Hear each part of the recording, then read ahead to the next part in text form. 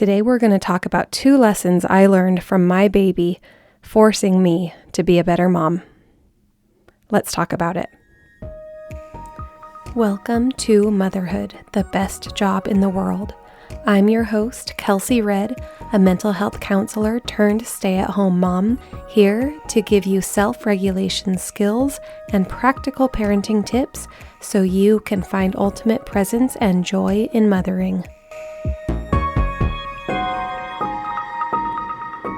So today I'm just trying to finish up a couple things for work. I have my baby on my hip, and of course he's a little fussy. You know that stage they get to when they're just like a little whiny and you know they need something, but you're just about finished with what it is you're trying to do, or you just have one last thing to get done while my brain is still in this zone. So you're just kind of, rocking and bouncing, and you're like, I know, I'm about to help you. Just let me finish this last thing. That's what I'm doing to my baby. And he's fussing and whining, and he's not even a year old at this point. And I'm just, saying those things like, it's okay. I know, just a second. Let me just finish. I've got him in one arm. I've got one hand on my laptop trying to just do one last little thing. All of a sudden, my baby, not even 1 year old, I didn't even know he could do this, but he communicated so clearly to me. He took his adorable little chubby, dimpled, knuckled hands, put both of them on both sides of my cheeks, and turned my head to look at him. Talk about a knife in the heart. I was like, okay, I'm sorry. I'm so sorry, baby. I closed my laptop. I looked at him. I gave him my full attention, and I said, I'm here, baby. What do you need? You're hungry, aren't you? Let's get you some food. And it was one of those moments when I just realized, how often am I going about my day doing all the things that I just want to get done, and I'm just trying to finish up one more thing, and I know you need me, but hold on, and my eyes, I literally was not even looking at him. He was on my hip, but my eyes were on my computer. My other hand was on my computer. I wasn't even turning to look in his eyes and acknowledge that he was needing me in that moment until those adorable little chunky hands forced me to look into his eyes. And then I realized, oh, I'm so sorry. Whatever I was doing, it was not even important. This is important. You need your mom. You need me. You are forming your beliefs about the world around you. The first 3 years are the most critical years for a baby's brain to develop an understanding and belief system of the world around them, specifically around trust and attachment, which is why it's critical that as parents, as mothers, we attune to our babies. We give them attention.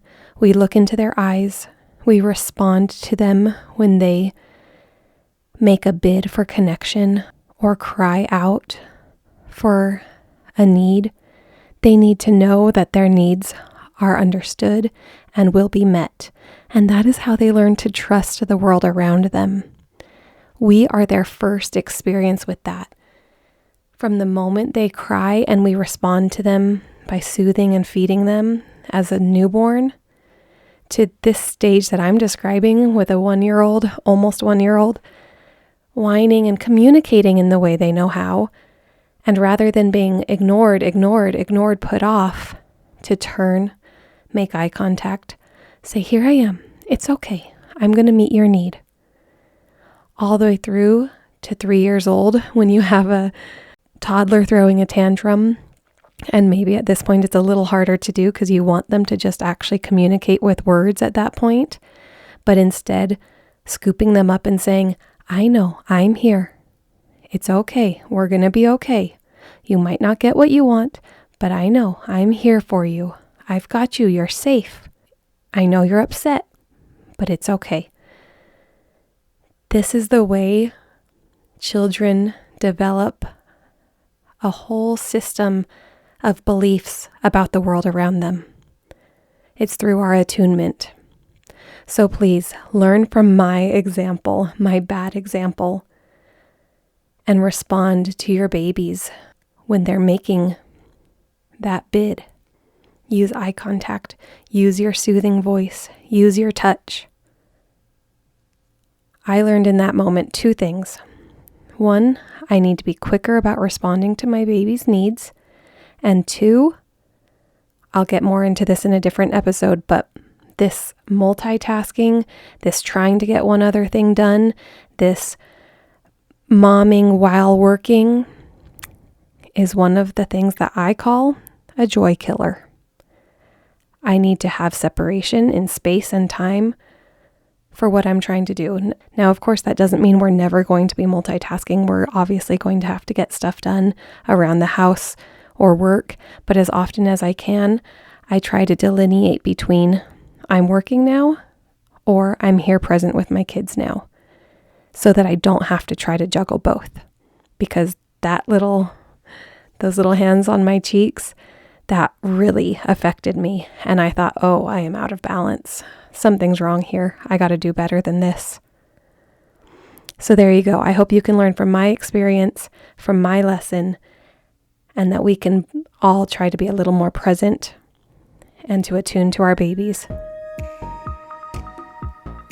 If you enjoyed this episode, don't forget to follow the show, leave a review, and share it with a mom friend. I'll see you next time on Motherhood, the best job in the world.